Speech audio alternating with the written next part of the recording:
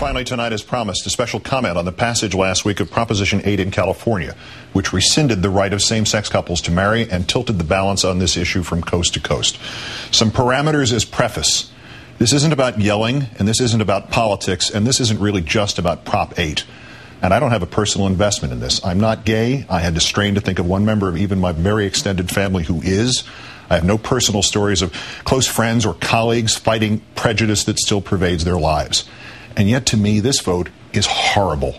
Horrible. Because this isn't about yelling, and this isn't about politics. This is about the human heart. And if that sounds corny, so be it. If you voted for this proposition, or you support those who did, or the sentiment they expressed, I have some questions, because truly, I do not understand. Why does this matter to you? What is it to you? In a time of impermanence and fly-by-night relationships, these people over here want the same chance at permanence and happiness that is your option. They don't want to deny you yours. They don't want to take anything away from you. They want what you want, a chance to be a little less alone in the world. Only now you are saying to them, no, you can't have it on these terms. Maybe something similar if they behave, if they don't cause too much trouble. You'll even give them all the same legal rights, even as you are taking away the legal right which they already had. A world around them still anchored in love and marriage, and you're saying, no, you can't marry.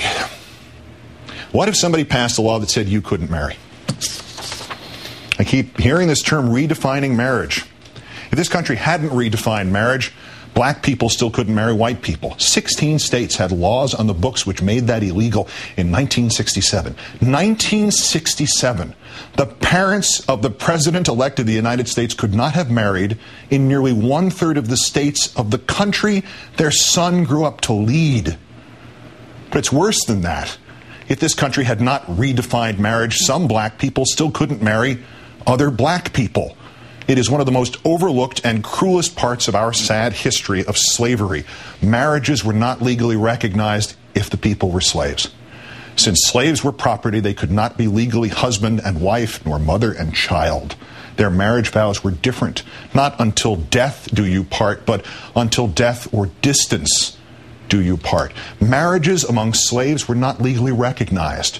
You know, just like marriages today in California are not legally recognized if the people are gay. And uncountable in our history are the number of men and women forced by society into marrying the opposite sex in sham marriages, or marriages of convenience, or just marriages of not knowing. Centuries of men and women who have lived their lives in shame and unhappiness, and who have, through a lie to themselves or others, broken countless other lives of spouses and children, all because we said a man could not marry another man, or a woman could not marry another woman. The sanctity of marriage. How many marriages like that have there been? And how on earth do they increase the sanctity of marriage rather than render that term meaningless? What is this to you? Nobody is asking you to embrace their expression of love. But don't you as human beings have to embrace that love? The world is barren enough. It is stacked against love and against hope and against those very few and precious emotions that enable us, all of us, to go forward. Your marriage only stands a 50-50 chance of lasting, no matter how much you feel and how hard you work. And here are people overjoyed at the prospect of just that chance and that work just for the hope of having that feeling. With so much hate in the world, with so much meaningless division, and people pitted against each other for no good reason, this is what your religion tells you to do? With your experience of life and this world and all its sadnesses, this is what your conscience tells you to do? With your knowledge that life, with endless vigor, seems to tilt the playing field in which we all live in favor of unhappiness and hate, this is what your heart tells you to do? You want to sanctify marriage? You want to honor your God and the universal love you believe he represents? Then spread happiness. This tiny symbolic, semantical grain of happiness. Share it with all those who seek it. Quote me anything from your religious leader or book of choice telling you to stand against this. And then tell me how you can believe both that statement and another statement, and another one which reads only, do unto others as you would have them do unto you.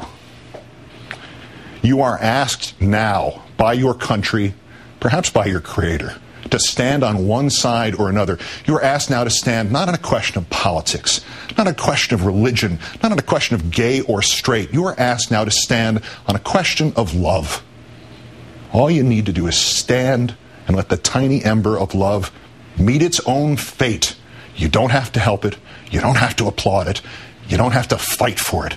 Just don't put it out. Just don't extinguish it. Because while it may at first look like that love is between two people you don't know and you don't understand and maybe you don't even want to know, that love is in fact the ember of your love for your fellow person. Just because this is the only world we have and the other guy counts too. This is the second time I have found myself in 10 days concluding by turning to, of all things, the closing plea for mercy by Clarence Darrow in a murder trial. But what he said fits what is really at the heart of all of this. He said, I was reading last night of the aspiration of the old Persian poet Omar Khayyam. This is what he told the judge. It appealed to me as the highest that I can vision. I wish it was in my heart. I wish it was in the hearts of all. So I be written in the book of love. I do not care about that book above.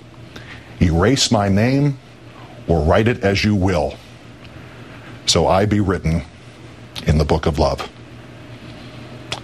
Good night and good luck.